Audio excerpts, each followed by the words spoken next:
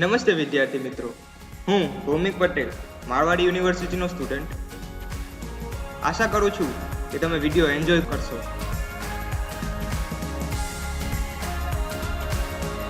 ક્યારેય વિચાર થયો કે કેવી રીતે ટીવી કામ કરે છે? તો ચાલો સમજીએ ટીવી કેવી રીતે કામ કરે.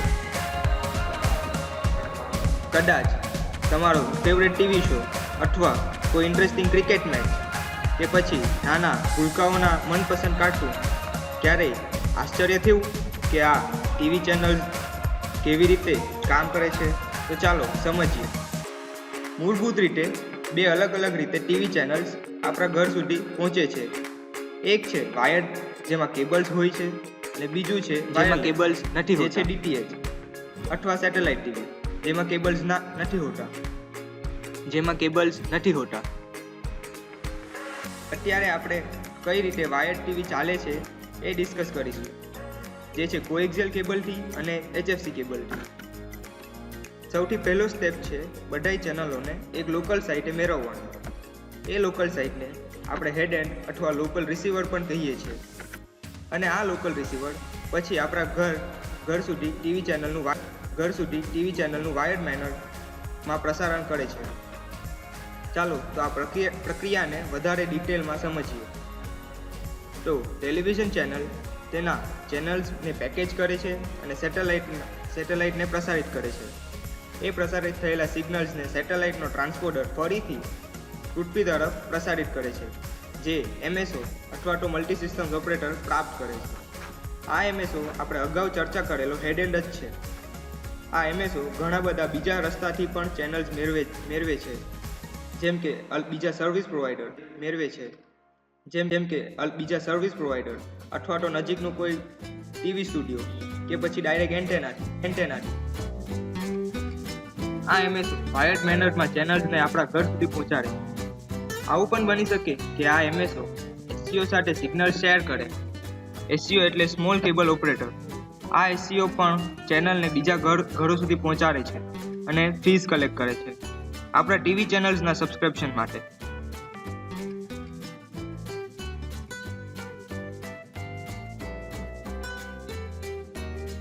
તમને કદાચ એમ થતું હશે કે આ આખી પ્રોસેસમાં કોએક્સિયલ કેબલ અને HFC કેબલ, જે છે હાઇબ્રિડ ફાઇબર કેબલ, ક્યાં યુઝ થતું હશે?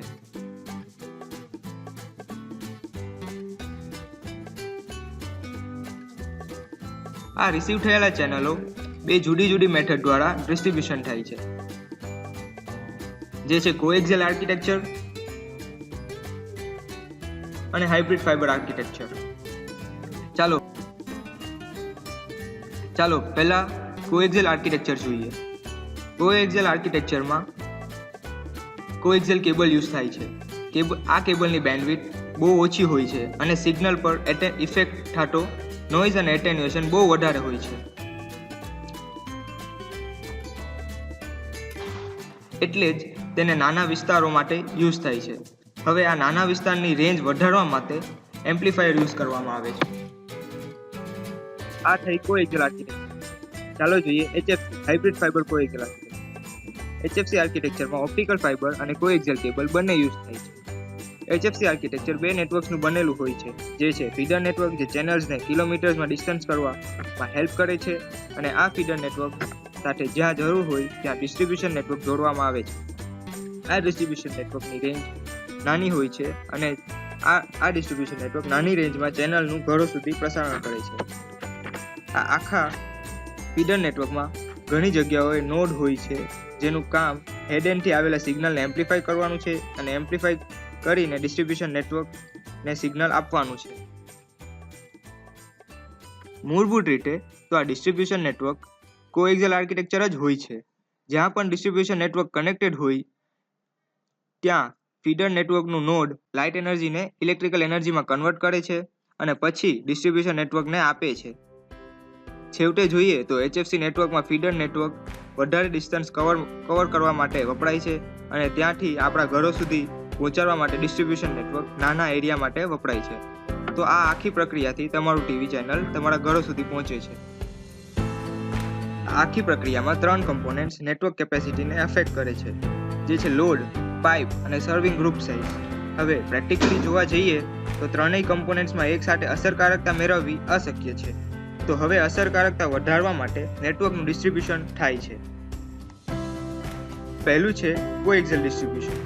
કોએક્સિયલ ડિસ્ટ્રીબ્યુશન નેટવર્કમાં થોડા અંતરે એમ્પ્લીફાયર મૂકવામાં આવે છે અને એક ઘર સુધી પહોંચવા માટે ટેપ્સ યુઝ થાય છે. આ નેટવર્ક થોડાક મીટરની રેન્જ કવર કરે છે અને ઓછા યુઝર્સ કનેક્ટ થઈ શકે છે. Fibre to feeder network.